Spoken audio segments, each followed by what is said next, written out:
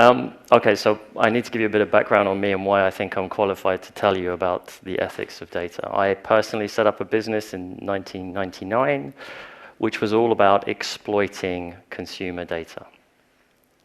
I just really want to focus on that word. We exploited consumer data to make people buy more stuff. Why do people want to do that? Businesses want to make money, right? Is making money a bad thing? I don't think so. I'm an entrepreneur. This is my 4th startup. Clearly, I'm obsessed with making money. But why do businesses think that they have to do it in such a way that they collect information on everyone in this room and use it against you? These are the big questions because it goes horribly wrong. So I'm going to tell you some stories. I like telling stories. I've got some illustrations. When we talk about big data, okay, I think fundamentally you'll always hear it's real, it's about us, it's our behaviors, it's a collection of who we are. But there's a huge level of ignorance in the general population around what it actually means.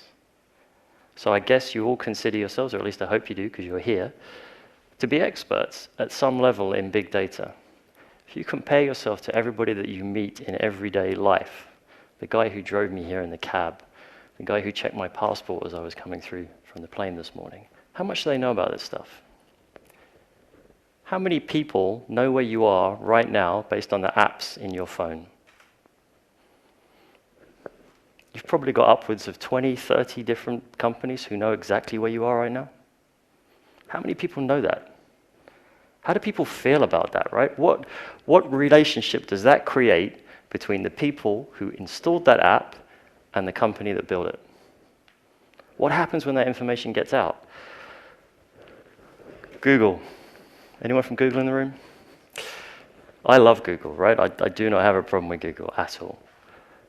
But Google is the biggest, baddest data company in the world, right? They know everything. But this guy's smiling. He's happy about it because he gets a customer experience that feels great. So if you've had a fully connected Android ecosystem in your life, all of your searches, all of your locations, everything that you do in a digital sphere suddenly comes to life, right? If you've got Google now, I'm a bit of an evangelist about this stuff. I get off the plane this morning. It knows where I'm going, tells me how long it's going to take me to get there, what the weather's going to be like, and what to say to the cab driver. I've done nothing. Cost me nothing, right? I didn't have to tell it anything. I didn't have to subscribe to any services. It just did it all because it's read the contents of my phone, because it's read my emails, because it knows where I am. It knows where I'm going. It can predict with a high degree of accuracy what I'm going to be doing when I get there. That's really rich information, but as long as I feel like the customer experience is great, I'm okay with that, right? So we're talking about a data exchange here, where I'm giving information over and they're giving me a service back, but it's happening completely behind the scenes. It's not a conscious data exchange. So what happens when that data exchange moves into the consciousness? O2 is a brand that I worked on for a good few years. We used to run all of their business intelligence outsourced. You should be familiar with this in this country. They tried to launch a program in Germany called Smart Steps. Is anyone familiar with that? So if you look at the business models of all of the telecoms companies, calling revenue, data revenue is falling through the floor. In a commoditized marketplace, you're talking about a hole in your top line revenue that is many tens of millions of euros. How are you going to make more money? You're going to look at all that huge, gorgeous amount of data that you're collecting on everyone every day. They track you, they know where you are, they triangulate you. In order to give you the service, the cell tower reception, they've got to triangulate you.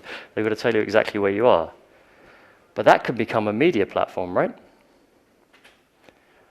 You're very predictable in your behaviors. You go to the same places every day, you go past the same shops every day, so they can say, you're going to be at point X at time Y, serve that person a message.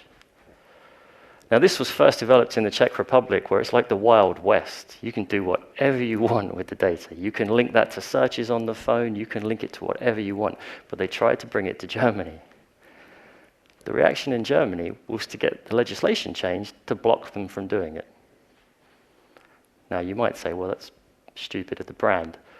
But you've really got to think about the relationship that is somehow embedded in corporate consciousness to take your data and use it to make money. Right? How is that ethically playing as a brand relationship? I've got no problem with brands wanting to make more money. That's what we all do, right? What I do have a problem with is the approach that says, behind the scenes, I am going to manipulate and leverage your information to boost my revenue. I see this happening a lot as well. I see people building companies based on data that they don't own, they don't generate, and can be turned off at any time. There are lots of suites of services I see being generated around the use of Facebook data, which at any point, they can turn around and say, sorry, you can't have access to that anymore. Suddenly your entire relationship with your customer looks really bad. That service that we're offering you, that's gone away. We can't do that anymore. Where is the ethical ownership chain in that data? Who owns it? Is it the consumer? Is it Facebook? Or is it the new service that's using that Facebook data? Who asks these questions? I don't know how many of you have sat through a pitch in Silicon Valley, but these questions don't get asked, right?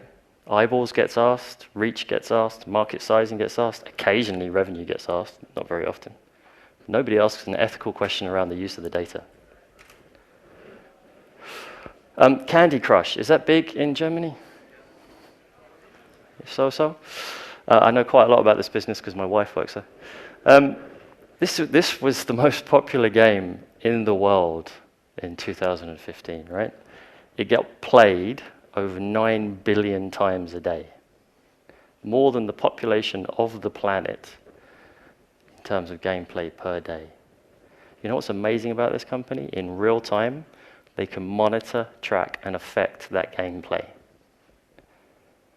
They can build the game as you're playing it.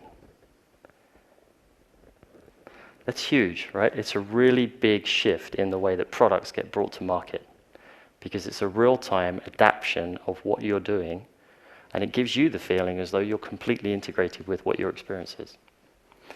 I've got a lot of slides and I'm under time pressure. Anyone see Minority Report? This is my illustrator's attempt to drawing Minority Report. Works for me. So look, I can do this one really quickly because of what's just happened in Paris. The NSA, GCHQ, Interpol, people who are collecting information on us every day. At what point does it go from being a security measure to being a violation of privacy? How much of a say do we have in this? One of the most terrifying things for me in all of this is that the response will be from all of the government agencies, more data, more collection, more analysis. And they won't do it by approaching the companies, they will do it by tapping directly into the communication lines that run under the Atlantic. And they will reconstitute that data. I won't dwell on Internet of Things, I think you've heard enough about that, but I think there is a big wave of data movement that we are going to rely on machines to analyze, and that's going to be a big deal, particularly when we talk about the new world economy, all right? Rich versus poor, again, I feel like in the future, rich versus poor will be predicated on whether or not you work on machines or you build machines. And I'm not physically talking about actual machines. I'm talking about the guys who write the code, the developers. You'll have a subclass of people whose only interaction with this stuff is as an end user. And they will be really dumbed down in the pipe. And then you'll have a different class of people who are capable of creating the machine. It's going to be a new rich-poor divide. But I think there's some really awesome stuff going on in the world as well. I've got one of these activity tracker things. The Quantified Self, we now collect so much data about ourselves on a daily basis that can have a hugely positive impact on predicting the likelihood of you dropping dead. Put that in the hands of the medical profession. I'd love for all of my data to be able to tell me, you know, your heart looks like this. There's this likelihood of you suffering this disease. This is really rich, powerful stuff that at an individual level, if we aggregate this stuff up, feels really, really strong. Lastly, I think, again, if someone from Google here, they could correct me, but I believe there is a mantra within Google, which is something like, don't be evil.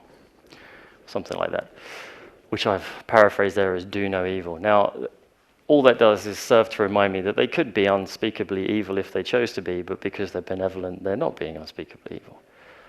But where is the check and balance in place? How do we know that? Who are we? How do we have a voice? Where is that voice? How is that voice played back into the corporate world so it has an impact where they care, which is on the top line? And these are the decisions that it's going to fall to everyone in this room and everyone who I speak to about this. This is the key point I'll add. It's only when we collectively have something to say that they understand will affect revenue that we'll get paid attention to. That's me, I'm done. Thanks very much.